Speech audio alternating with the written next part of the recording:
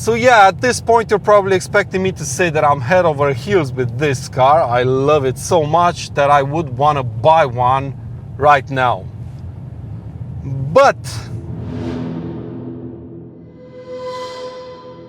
what's up everyone, welcome back to the channel and welcome to the most hyped car in the past year.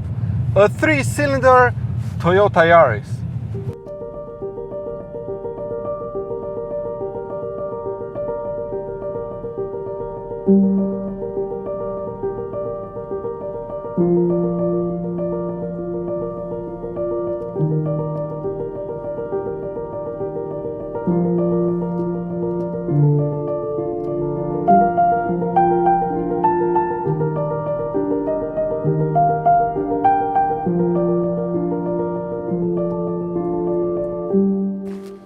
So, a 3-cylinder hot hatch. I wonder where the other cylinders are.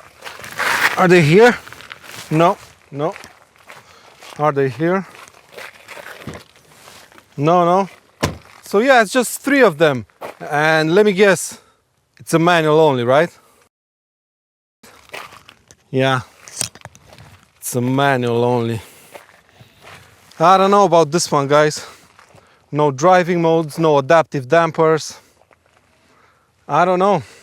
Joking aside, there's plenty of reasons why this car has got so many praise lately.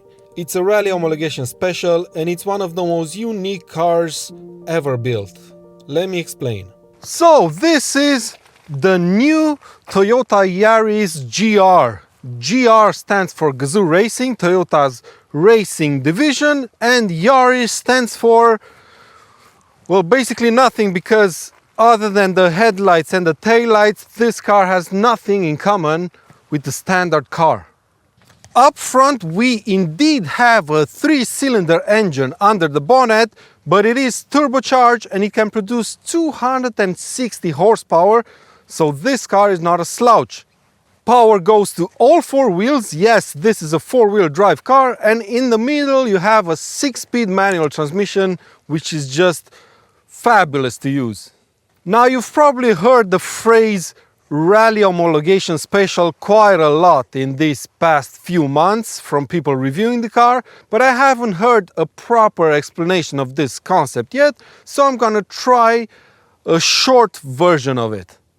Okay, so when you want to go rallying, your actual rally car has to be based on an actual production vehicle. In the past, manufacturers used to build a rally car from scratch and then strip it down, create a road-going version of it, and build a couple of thousands and sell it to petrol heads like you and me. And despite the steep price that those cars had, manufacturers didn't really struggle to sell 2,000 of them to enthusiasts. However, in recent times, regulations have changed and manufacturers now have to sell 25,000 road-going versions of their rally cars. And that turned out to be quite a big problem for all manufacturers, so they had to switch strategies around. And that's why nowadays you see Fiestas, Yarises, Peugeot 207s and so on racing in the World Rally Championships, because most manufacturers will get their best-selling car from their lineup and then build a rally car on top of that one. So basically the old process but reversed. Toyota, however, decided to revive the old way of doing things. And now they have to sell 25,000 of these cars. And at this point you're probably wondering, why would Toyota do this, shoot itself in the leg basically? Well, it is because before the end of last year, team principal for the rally division of Toyota was none other than Tommi Mäkinen. In case you didn't know, Tommi Mäkinen was one of the best rally drivers in the world. He raced in the World Rally Championship for 16 years, competed in 139 rallies, won 24 of them, and he became World Rally Champion for 4 consecutive seasons. If you're not familiar with the name, you've definitely seen this quite famous livery a few times in your lifetime. He became team principal at Toyota in 2016, and he helped them win the Manufacturers' World Championship in 2018 and the Drivers' Championship 2 years later. So you could say he achieved everything possible at the highest level of rallying. The first word that comes to mind when driving the new Yaris GR is indestructible. This car is built like a tank. That's how it feels to me. The suspension handles every bump, every imperfection in the road like it's nothing, and it almost feels like it welcomes them. The suspension is firm but not harsh. There's no weird noises coming from the dampers. The engine pulls quite hard, and if I wouldn't have read the spec sheet, I would have a hard time believing this is a 3-cylinder power unit. It's really good. However, it does suffer from significant turbo lag. Basically, nothing happens before 3000 RPM, and it tops out sooner than you would expect. But it feels like a strong engine, and it pulls quite hard. And finally, because of the 4-wheel drive system fitted to this car, the Yaris GR doesn't have any traction problems, no matter the weather. I've only seen the traction control light pop up a couple of times in the last 7 days I've spent with this car, so yeah, it's quite impressive. One of my favorite things about this car is its sheer simplicity. There's no adaptive dampers, no driving modes, nothing. Once you order this car, you get it properly set up from factory by Toyota and the one and only Tommy Makinen. The only fiddling around with settings you can do on this car is by using this knob over here that's basically used to select how the torque splitting is being handled. You have normal mode, which basically means a torque split of 60-40. 60% of the torque goes to the front wheels and 40 goes to the back.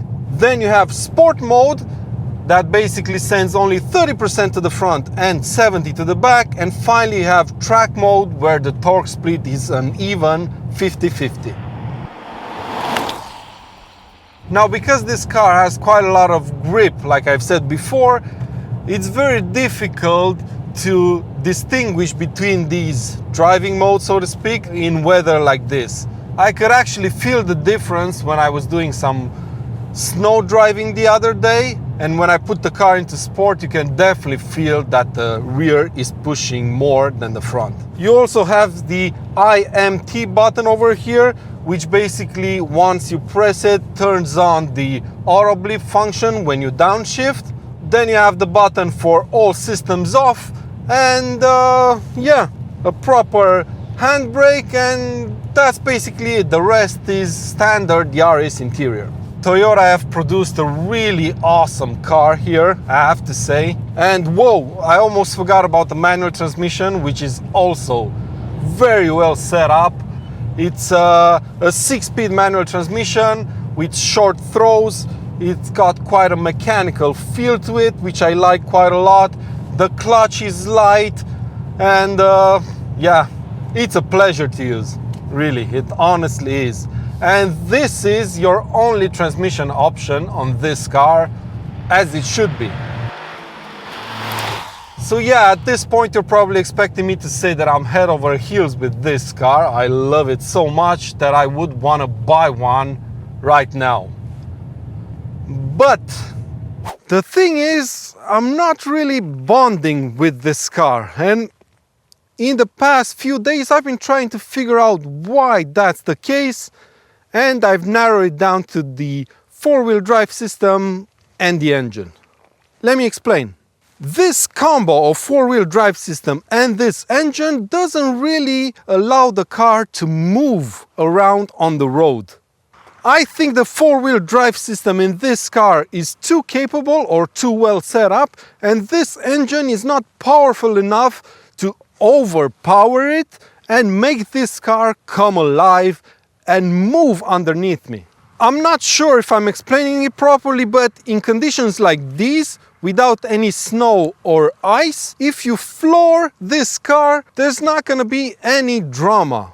All 4 wheels are going to have excellent grip, and the car is just gonna take off. I mean, don't get me wrong, it's a very efficient way of driving fast, but it's not what I would call fun.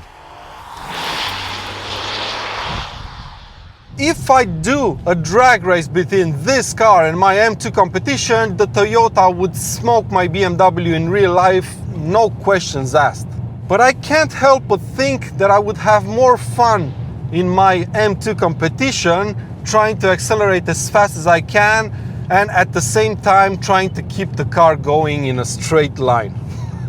Now, this is no criticism of the Yaris GR. No, objectively, this is the best hot hatch at the moment, no questions asked. Being a rally fan myself, I can totally see why this car is set up the way it does. It makes 100% total sense. But it's not my favorite way of setting up a car. For me, it doesn't really matter how fast you get from A to B, but it matters how fun it is getting there. So as a conclusion, if I would have tons of money to spend on a hot hatch, I think I'd go and buy an RS Trophy R. What a spectacular machine that is.